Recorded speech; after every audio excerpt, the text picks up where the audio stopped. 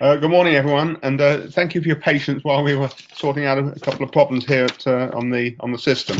But IChemE HQ have done that successfully, and we're now ready to start.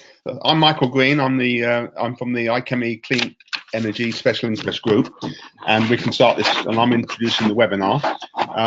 It's our last webinar of 2018, and it's the 7th on bioenergy and waste that the group has run over the past 14 months.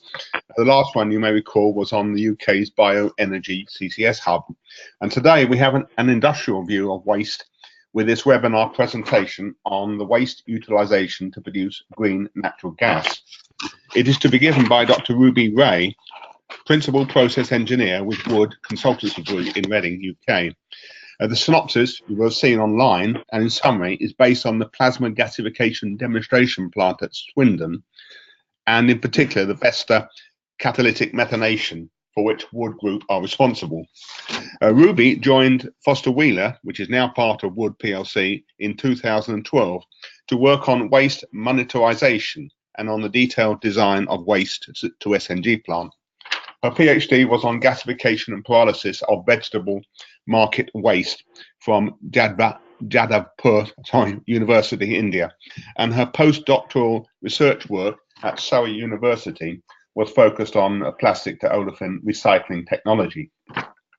She has published 8 papers on carbon capture, gasification and waste to energy technology, and delivers lectures on CCS in Oxford University on an annual basis. Ruby, we very much look forward to your presentation. Hello. Hi, good morning, everyone. I hope everyone can hear me.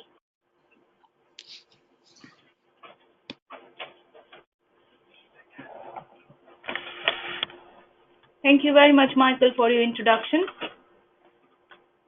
The agenda for the next 40 minutes and so is a little introduction to Wood, the Go Green Fuel demo facility background, some low carbon transport fuel market update, the Go Green Fuel Swindon demo facility, the process overview, technological advantage, demo facility economics, some key dates, and we have done an internal study on municipal solid waste to SNG. So I prepared a few slides on that with some key numbers.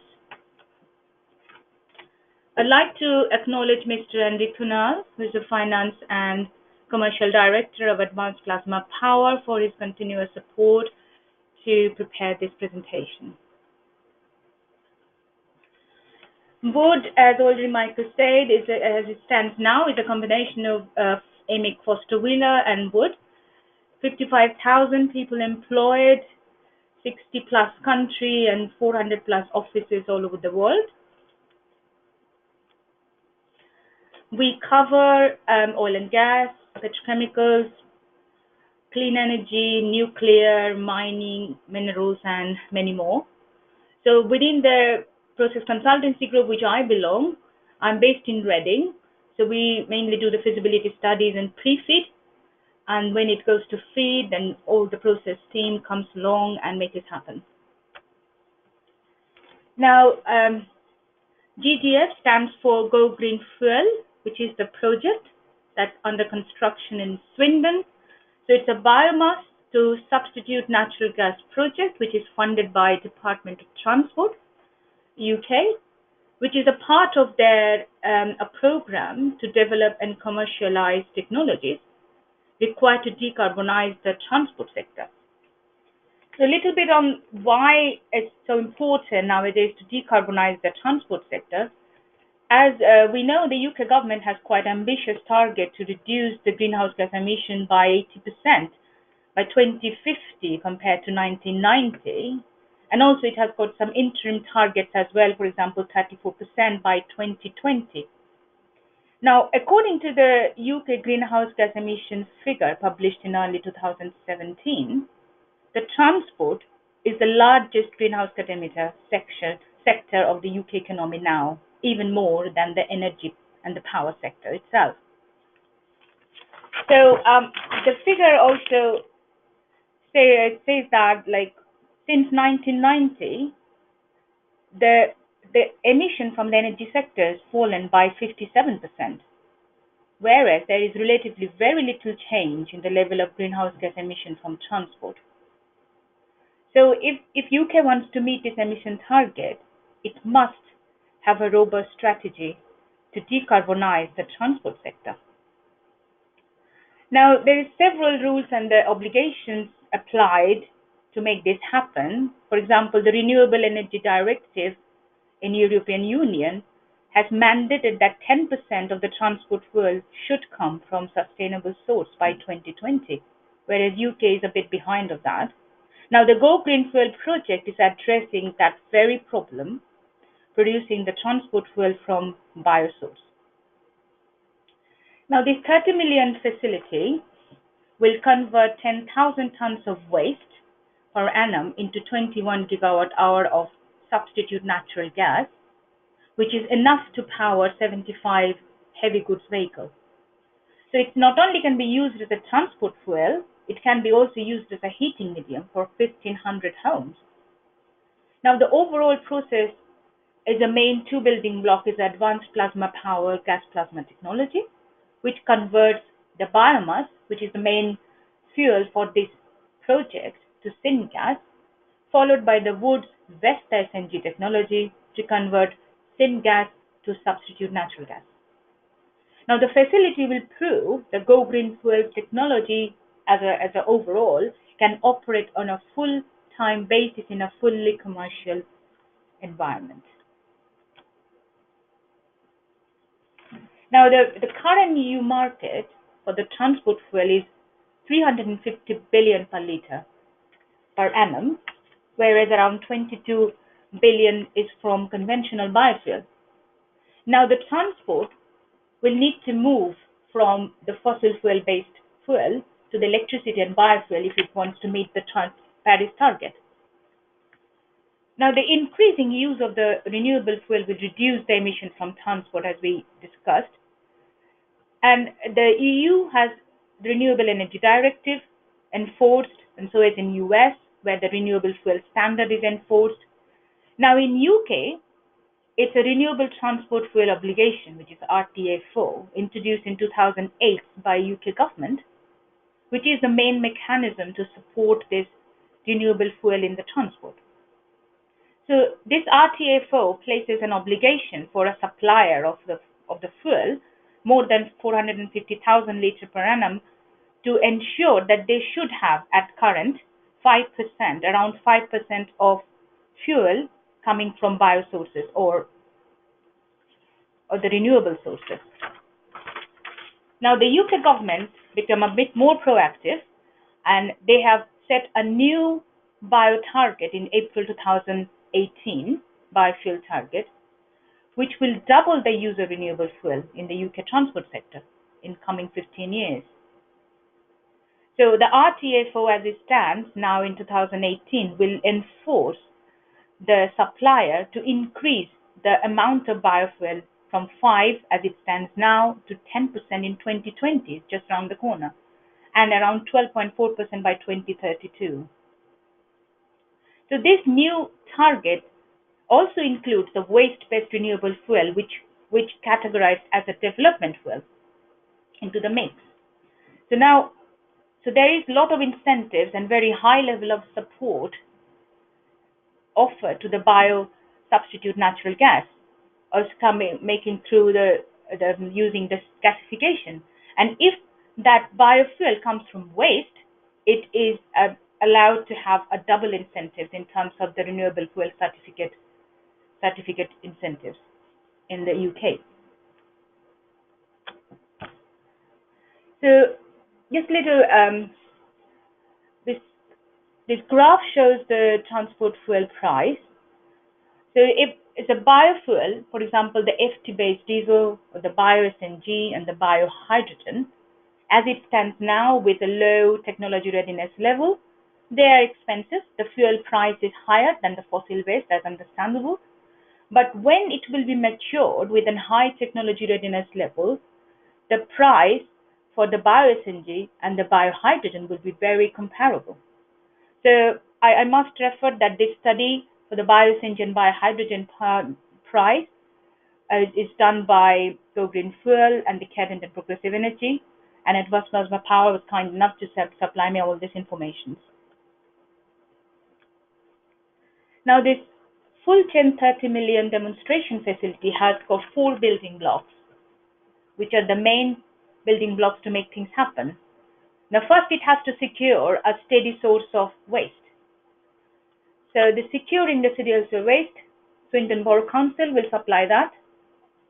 Now, the converting of that waste into good quality or high quality synthesis gas using advanced plasma power gas plasma process.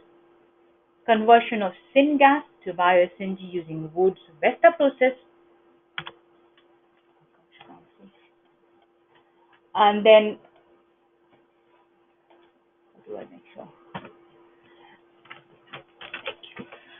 And the utilization of the bio-CNG will be in the network delivery and HGB fleet using wells and waste utilities.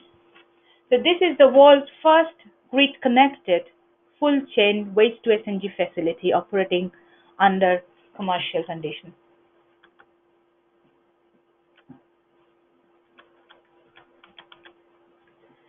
So this is a process flow diagram for the overall facility. So the waste, which is coming to the overall facility of the Go Green Fuel project, the waste coming to the process boundary depends on its characteristics, might need to go through some feedstock preparation. Now, the feedstock preparation is generally a material recycling facility which removes some heavies and the fine and recovers the ferrous and non-ferrous material. Then the APP's gas plasma process has been developed with a waste, prepared waste around having 11% moisture content. So if the waste coming out of the MRF has got a higher moisture content, it may need to go through a drying process. So band dryer with a steam can be used to reduce the moisture. Then the prepared dried waste then goes to the gas plasma process, which is the oxy-steam gasification process followed by a plasma converter. And slag and the metal comes out of the process, which is inert. Now, the temperature of the syngas coming out of the gas plasma is quite high, so there's the syngas cooling to produce steam, and that steam can be used within the gasifier and also for the drying of the feedstock. Now, the syngas coming out of the process got some impurities, for example, hydrogen chloride, cyanide, hydrogen cyanide, H2S, so it needs a cleaning. So these purple blocks are the advanced plasma power gasification gas plasma cycle. So the syngas coming out of the plasma power gas plasma cycle is clean and is ready to use for gas engine or the gas turbine. But when this syngas needs to be used in the catalytic process, it needs to go through a further cleaning. So there's 2 blocks comes as a syngas compressor and the syngas polishing. So the syngas compression is used because the VESTA process is moderately high pressure, it's around 14 bar G, and then syngas polishing to remove the residual impurities from ppm to ppb level required for catalytic conversion process. So then the ultra clean syngas passes through the VESTA technology, which is a once-through series of reactors filled with catalyst. Now, as it goes to the VESTA catalyst and the VESTA reactors, it produces SNG and also a lot of CO2. So the carbon dioxide removal is essential to produce SNG of grid quality. Now, the syngas drying is also important to meet the moisture content of the grid quality synthetic substitute natural gas. So that's an overall process diagram. As I said, the purple blocks are APP, gas plasma cycle, and all the greenish blocks are the VESTA technology. Now, the gray blocks of syngas compressor and the syngas polishing is in the middle, and the Wood group is very much experienced to include that blocks within their scope if it's required.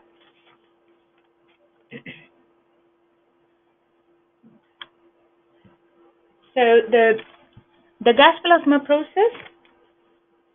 So the core gas plasma process is an internationally patented. It's a two-stage advanced conversion technology which converts waste using a fluidized bed gasifier, which is an oxy-steam fluidized bed gasifier followed by a plasma conversion.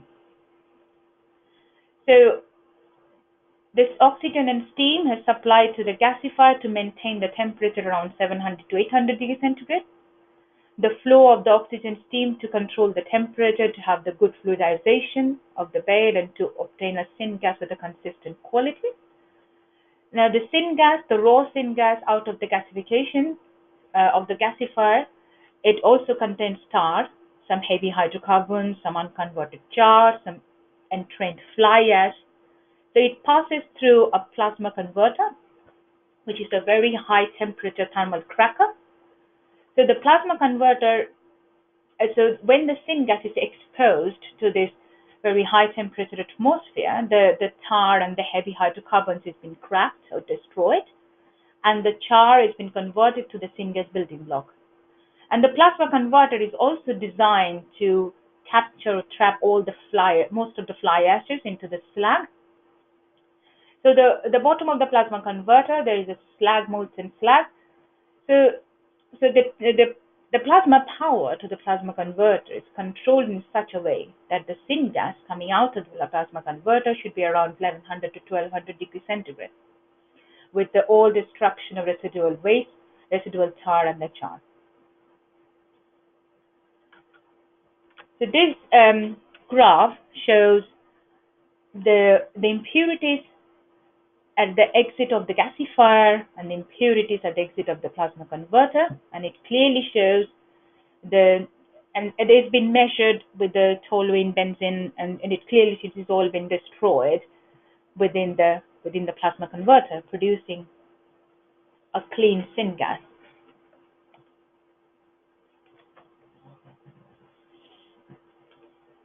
Now, the slag, which is discharged from the converter, is environmentally stable and non-hazardous, so which can also be disposed as inert waste or can be used as a recycled aggregates byproduct.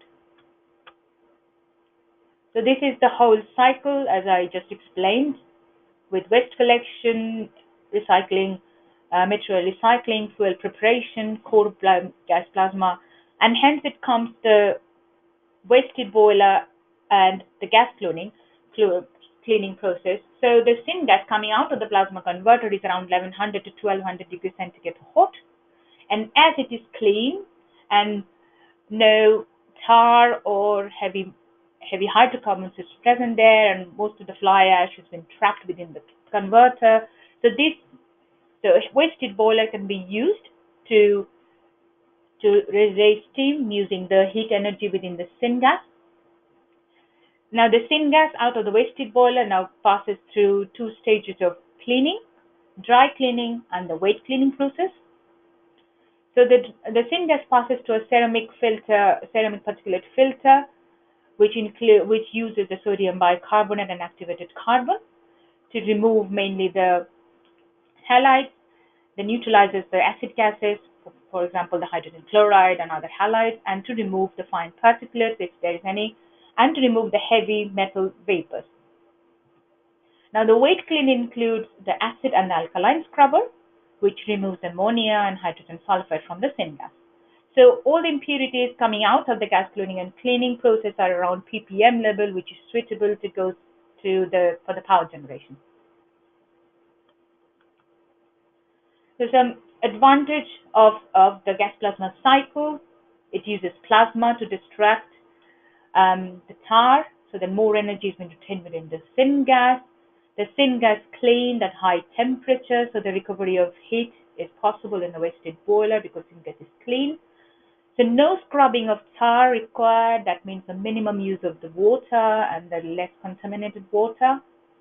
The process accepts nearly all dry waste and the biomass feedstock with a minimum preparation. All the process steps individually in the large scale, they are proven. Only the combination of them is innovation. And the fly ash is vitrified in the furnace to produce a stable aggregate which can be used as a further product.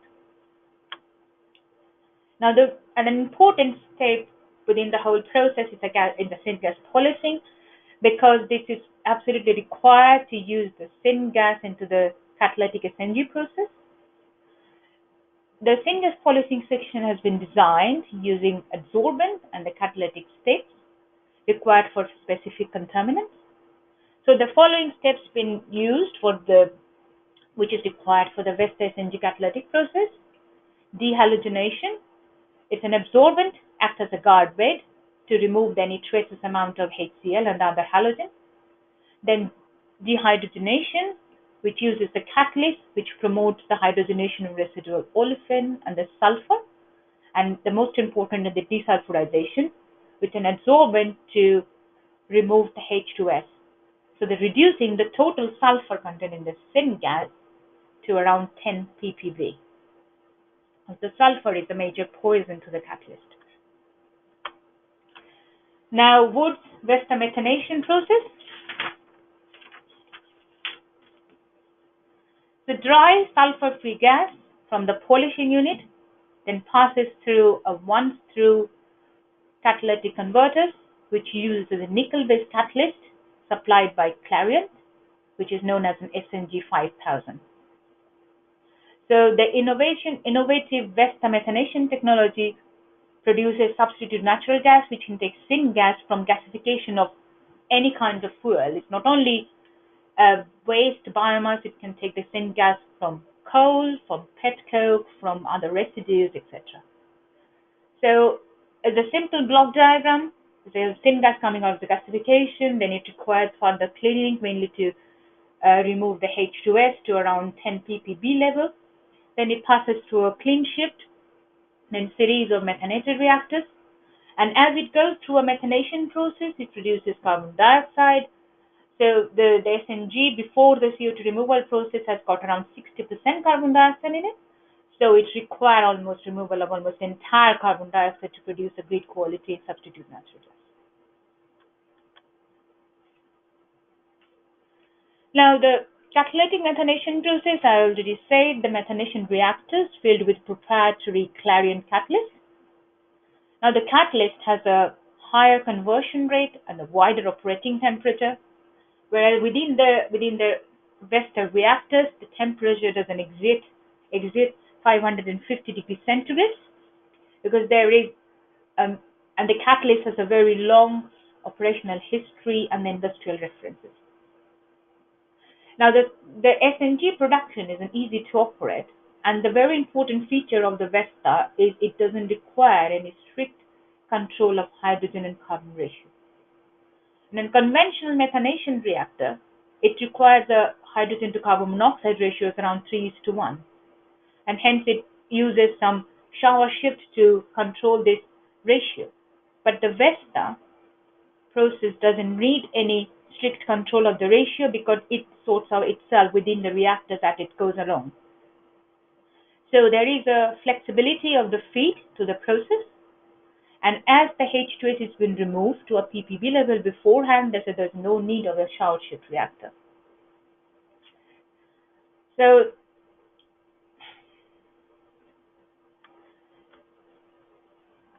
as I already mentioned, as the reaction happens within the reactor, it produces a lot of CO2, and the steam is also been injected, and the overall exothermic heat of reaction never passes around 550 degrees centigrade within the reactor, because the carbon monoxide and the water within the syngas acts as a temperature damper. So hence there is no need for any recycle to reduce the temperature and to control the exothermic methanation reactions. So there is no uncontrolled reaction possible, which is a very important feature of VESTA technology. So no need for expensive recycle compressors or the refractory lined reactors. And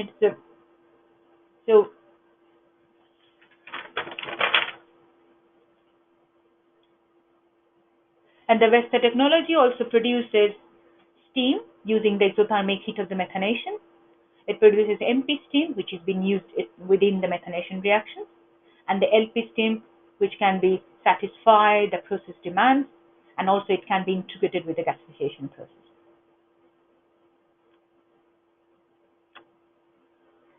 So there's some pictures.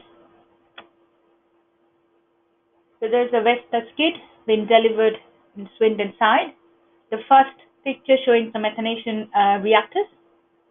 The second one has some the heat exchangers at the pipes, and the bottom one is as it arrived in the Swindon facility with the 2 skids. So in the Swindon facility, the whole VESTA process has been designed in a modular in the 2 separate skids, and all the reactors and the associated heat exchangers and everything was put on the 2 skids. Now this is an important slide from a demonstration facility point of view, as it's going to be commercial commissioned. So it requires a lot of planning permissions and a lot of other permits. So in terms of the planning permission, is 100% done. In terms of the landlord consent and the environmental permit, building control is nearly there, and the renewable fuel certificate, all the applications are there, which is very important to make this project happen, because that's the incentive, and the effluent discharge consent is halfway through. This is the plant economics that's been provided by Advanced Plasma Power, or the Go Green Fuel, to me to present. Now this is a 30 million facility, and the major funding came from government, UK government, as a part of their Department of Transport, part of their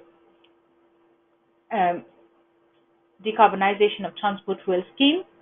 So they provided 11 million grant, some network innovation funding provided 6 million, Cadent 8 million, APP itself invested, but there is still some outstanding, around 4 to 5 million, to make the project happen. So the major use of the fund was for the equipment, and the design, procurement, and the delivery. Now the revenue stream, as you can see, the major revenue comes from the incentives, the renewable transport fuel certificate.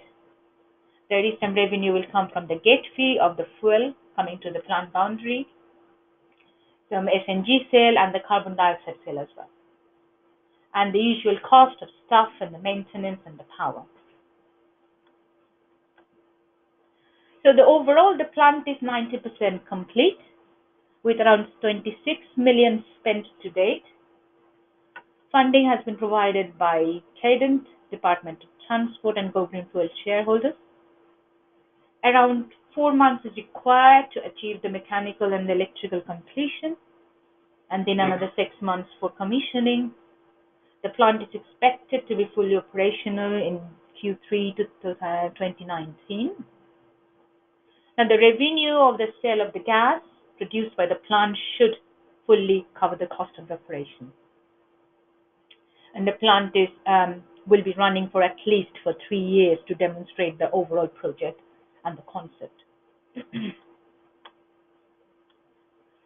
Some key dates, as already discussed, the civil work has been done, it's completed in December 2017, the final equipment delivered on site.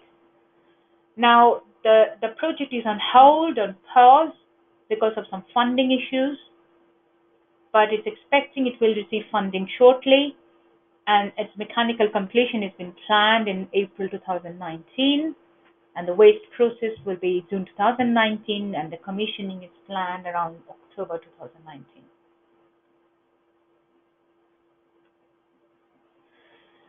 2019. Now, there are several contracts in place to make this happen.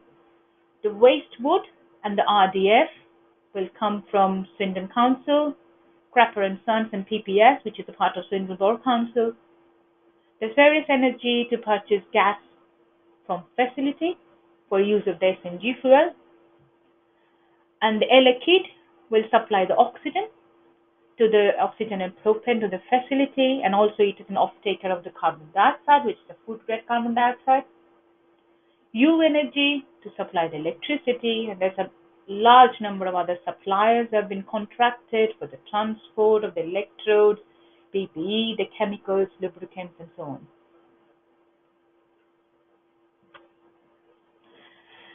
As with any demonstration plan, there will be some challenges to make this project till commissioning. The delay in the plasma arc furnace and the ash and the plasma control system may delay the mechanical and electrical completion. It might pose some challenges into that. Recruitment of staff is challenging, and the attainment of staff if the operation is delayed further. The training of the staff to control the new process is complex. Securing funding is for the project overspend is critical, and there's a challenges expected during commissioning as associates with any new demonstration plant. So that was all about the Swindon demonstration plant as the Go Green Fuel project, which involved advanced plasma power and uses the VESTA technology of wood. Now we have done an internal study in wood for a commercial scale MSW with municipal solid waste to substitute natural gas.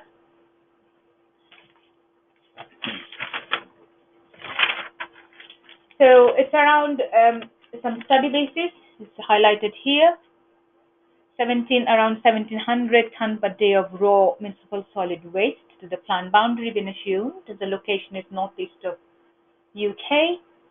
So as mentioned before, the raw waste needs to go through the feed preparation system, which is mainly the material recycling, followed by drying to meet the feed specification. So for this overall study, the same block flow diagram as shown before has been assumed and considered. So the feed preparation using material recycling, then using the APP Gasplasma cycle to produce clean syngas, then the syngas polishing, and followed by the wood VESTA process to produce natural gas. Now, after the material recycling process and the drying is around 1,000 tons per day of the processed municipal solid waste. So the feedstock drying is important to meet the specification of the APP gas plasma process. The plant availability of around 85% and the project life being considered around 25 years. Now, the facility was designed using the two standard APP commercial scale gas plasma facility known as GP60. So each GP60 takes around 14 tons per hour of dried processed waste.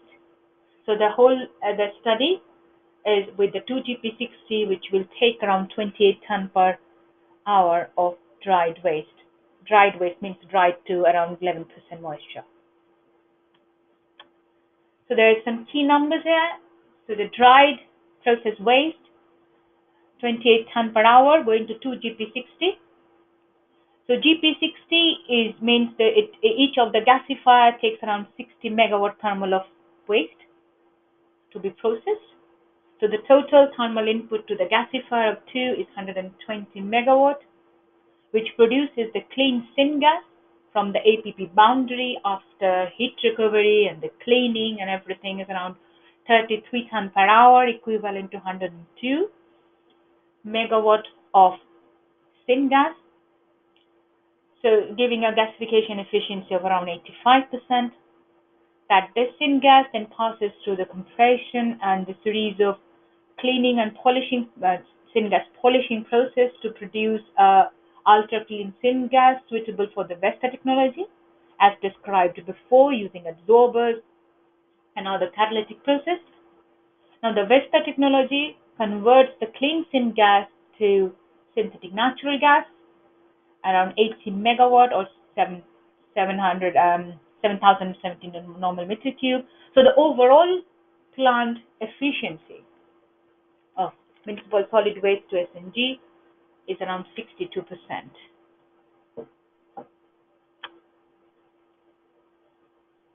Some cost estimation we have performed. So this TIC of the overall plant is around 200 million. It was done in 2016 Q1 basis.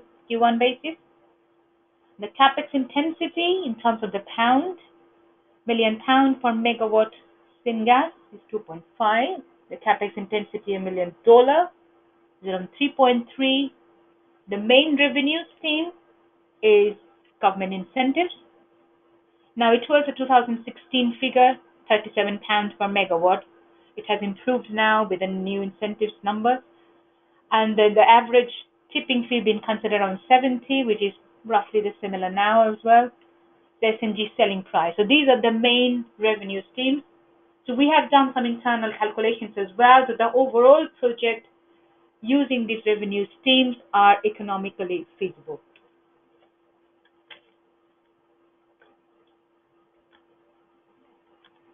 Some typical schedule for the waste gasification to SNG fuel project of a commercial scale.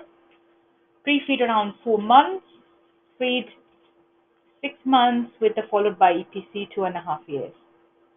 So it's 3.5 years of a total run through from pre-feed to EPC to make the project happen. Now, to summarize the last half an hour and so, the substitute natural gas produced from waste gasification is clean and low carbon alternative to natural gas that can be transported and distributed using the established grid infrastructure. Now, the plasma gasification of biomass of MSW developed by Advanced Plasma Power, followed by the Wood's VESTA technology, is an efficient and the robust and viable system to produce bio-SNG. This allows a widest use of bio-SNG in a green economy, not only for the power generation, if injected into the national grid, also to decarbonize transport, to decarbonize industrial and residential heating. Considering the current UK government's incentivization scheme, the proposed concept is constructed as a viable and economically attractive system to produce bio-SNG. Thank you very much for listening. I can now take thank you very much. Okay, thank you very much, Ruby. That was a really excellent and clear presentation, and it's good to see a pilot going right through to this level and the money that's been spent on it. So it's a very interesting project indeed. Well, we're going to let our attendees think about questions for a minute. They usually come a little bit slow and then speed up towards the end. That's our experience. So just while there's a bit of thought going on out there, perhaps I could just try on something. I see the timescales are sort of 3 years for this pilot test to completion, and about 3 years from design to construction of the commercial plant, if that was to go ahead. And clearly those two would overlap to some extent. So we're looking at a project sort of 5 years ahead or so when this would be underway. I just wonder how much you're relying on these government incentives for the economics to be viable, and will they? And the question obviously is, will those incentives be in place in the timescales of the commercial project? As I discussed already, the government has got some positive impact on the incentives, and their obligation related to the RTFO and the RTFC will force the major transport fuel producer to buy these certificates to comply with the obligations, which is around 10% of the fuel has to come from the renewable sources. And the government also increased the incentives on the bio-SNG and also other bio-related products recently. So overall, the government is moving towards the right direction. And with the tipping fee and with the incentives and the investors' interest and some obligations in place, it will move forward in a right direction in coming years.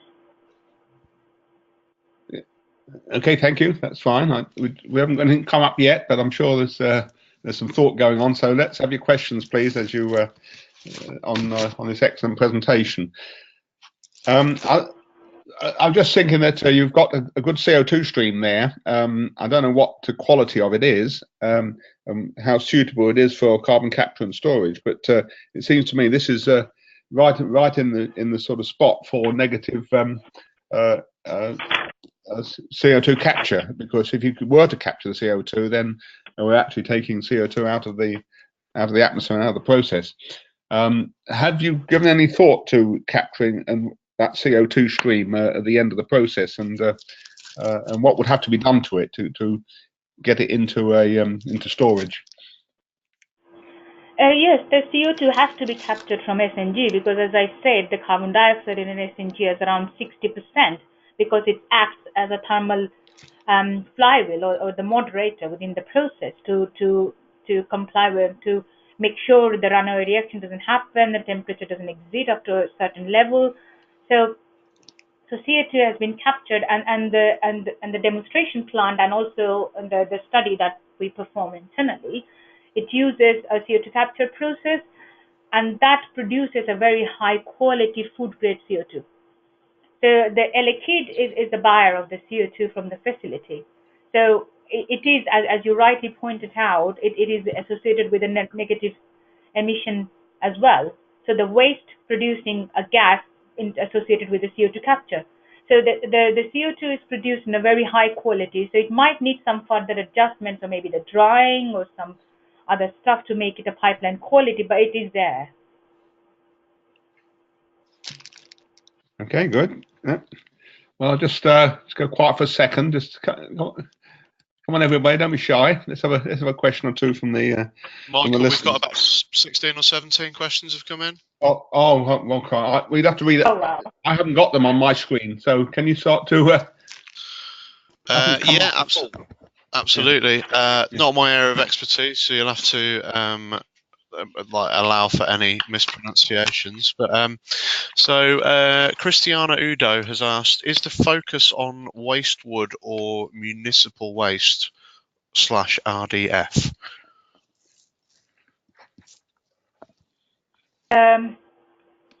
So is the focus, sorry, say it again, if I didn't quite understand what the question is. Is the focus on waste wood or municipal waste /RDF? Right, so the overall project can take both. So it depends on where you making the project happen. So both waste, it can take both waste wood and the municipal solid waste, and the gasifier and the overall project.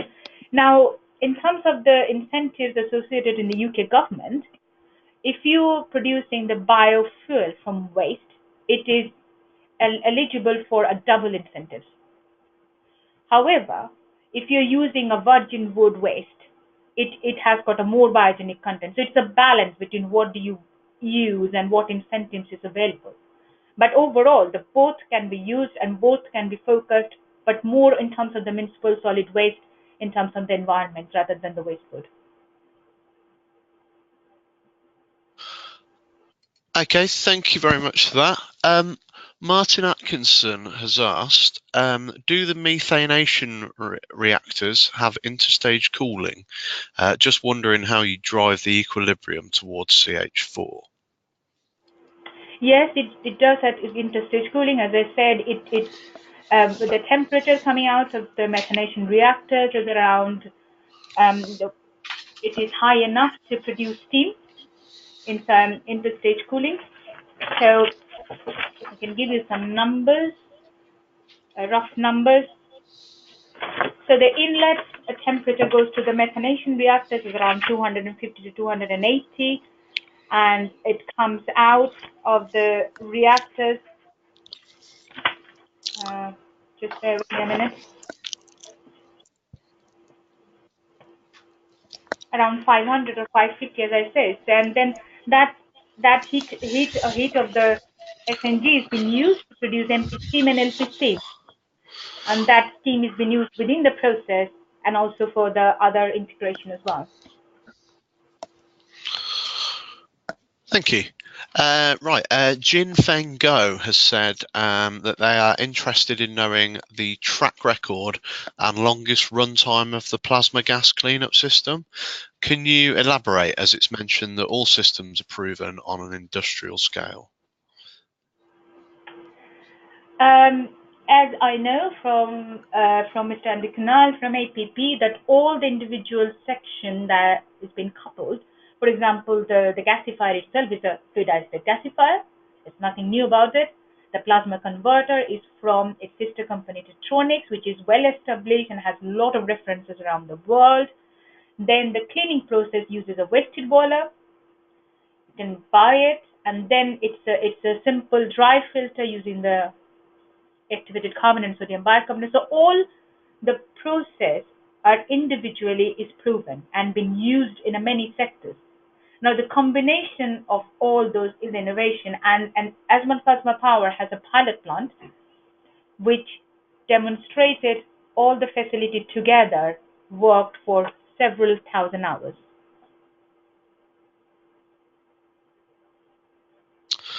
That's great. Thank you very much. What else have we got? Darren Ralston has said it appeared as though the revenue effectively offsets the cost. So where does the capex payback come from?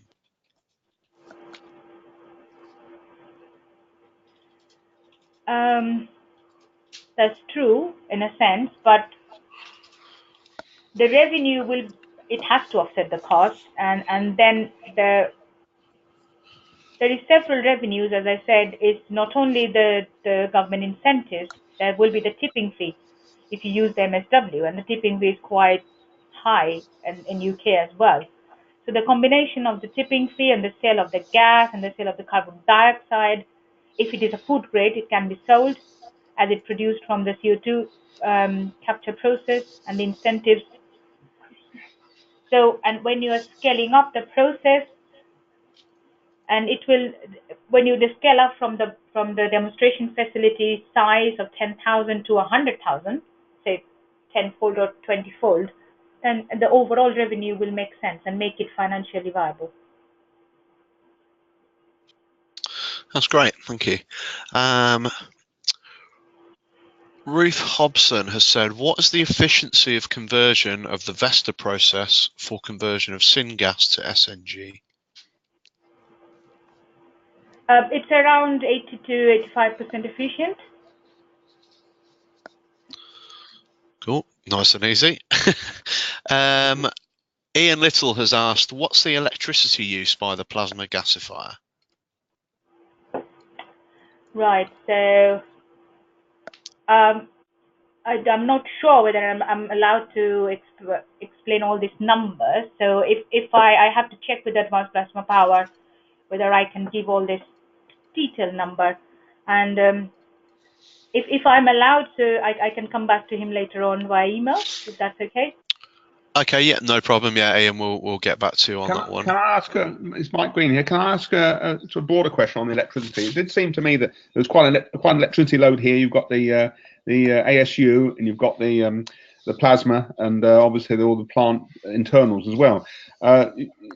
There seemed to be an opportunity here to use internal power here and generate internal power to cover those rather than sort of buy it in. And I wonder if that was a more viable option than say just connecting to the grid for the electrical power. Yeah, that's you're absolutely right. It has got some parasitic demand in terms of the plasma power, in terms of the others. But as the demonstration plant as it stands now, it uses the grid connection. But for the commercial scale, we will look at this opportunity and do a little study of whether the grid connection or an internal will be more, not only technically and also economically viable, but it is a good option to be looked at.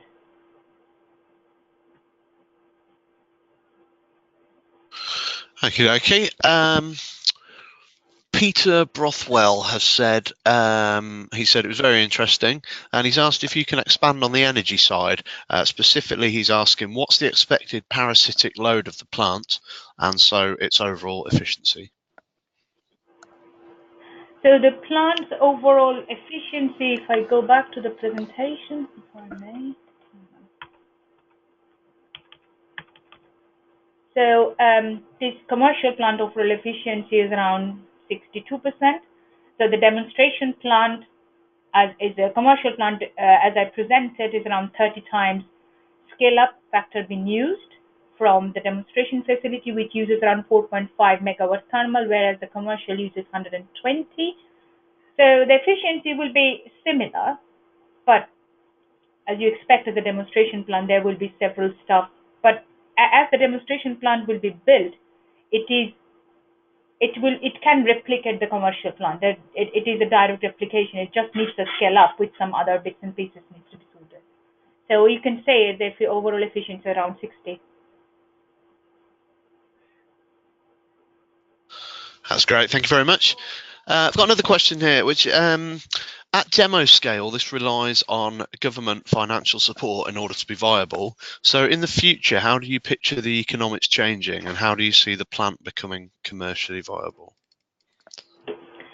In future, yes, it depends on the government incentives and the government regulations and obligations.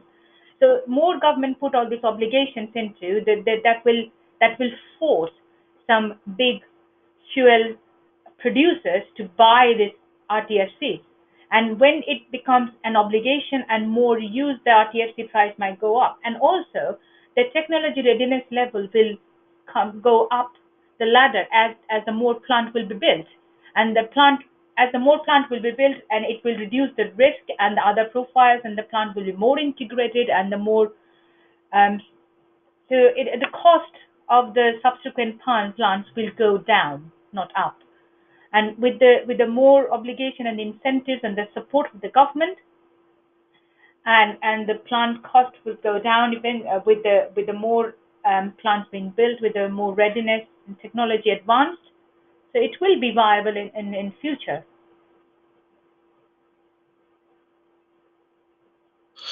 That's great, thank you.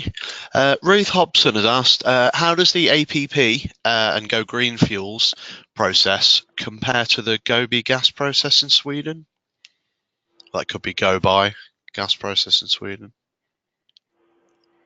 That's a difficult question for me because I'm not very aware of that. I'm sorry to say, but I'll definitely have a look into that and I'll come back to that question. Thanks a lot. Riaz Kambati has asked, what method of CO2 removal is adopted and what sort of recovery do you expect? Right. So for the demonstration plant and also for the study that we have done, it uses CO2 recovery using the hot potassium carbonate, but that's not necessarily needs to be used. It can use amine, it can use any kind of CO2 removal system, and around 90 to 92% carbon dioxide removal is expected. So, but for the demonstration plant, it uses a hot potassium carbonate solution for the CO2 removal. Brill. Right, let's just get a couple more here. Just 1 second. Oliver Carter has asked, has there been an evaluation of catalyst poisoning and expected life in the pilot plant? The catalyst, as I said, is supplied by Clarion, and they are very well established catalyst supplier, and the catalyst has been run and tested in a different commercial facilities. So they said the catalyst, the run time or the run life is around 3 years, but they are disposable. They are not reusable catalysts. So around 3.5 years, the catalyst needs to be disposed, and the fresh catalyst needs to be used. Probably another couple of questions, Gareth, then we'll have to bring it to a close. Yep. Okay. Let's just get this one in. Is the plasma reactor using renewable energy, and is that coming from the syngas produced by the process? No, the plasma reactor is using the plasma power. It's using it's electricity to supply the plasma power and then the heat. It's not using any syngas or renewable energy. No. Okay, and we'll make this the last one from Sean Volkins. He said, does the high temperature plasma furnace introduce any operation and maintenance challenges, and how are they overcome? So as I already mentioned, the plasma converter itself has been designed and been commercialized in many places by Tetronics, which is the parent company of Advanced Plasma Power. And Advanced Plasma Power is developing this process in 2007 and 6, coupling the fluidized gasifier and the plasma converter. And that concept has been tested for several hours, around 3,000 hours or so, in the Swindon pilot plant. So they are quite advancedly aware of the operational issues and how to overcome it, because the plasma converter is nothing new. It's been running in different places.